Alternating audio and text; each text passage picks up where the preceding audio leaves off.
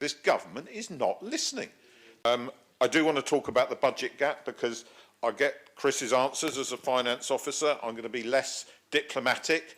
If anybody seriously believes that Hampshire County Council is suddenly going to solve a £136 million problem this year, and then the difference between that and 281 million over the next couple of years before we get to 2028, and that the other money, the difference between 323 million, Chris, not 73, and the 281 million of the county, you said it wrong 4 times in your thing, but as you're an officer, you're allowed.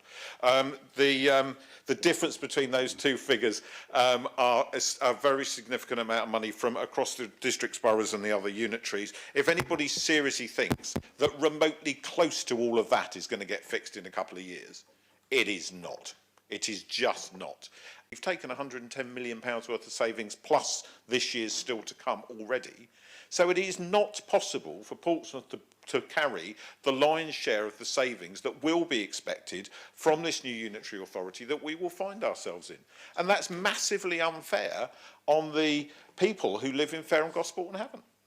Because the discretionary spend that they still have available is inevitably going to get absolutely clobbered as we try and come up with a balanced budget. It's an inevitability. So it takes us back to the core of the issue. This government is not listening. This government knew coming in, they knew, because they had a white paper prepared by the Local Government Association, which they spoke very warmly about before the election, and then completely forgot all about it, that there's an £8 billion problem in local government just to retain services at their current level by 2028-29. And we have not seen a fraction of that £8 billion yet put back into local government.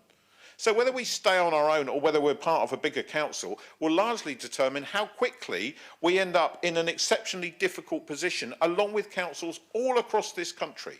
So this is a massive distraction from the core of the problem, which is where is the funding to provide the services that the people in this country need and demand and rely on for their day-to-day existence, particularly around adults and children's social care, particularly around SEN need.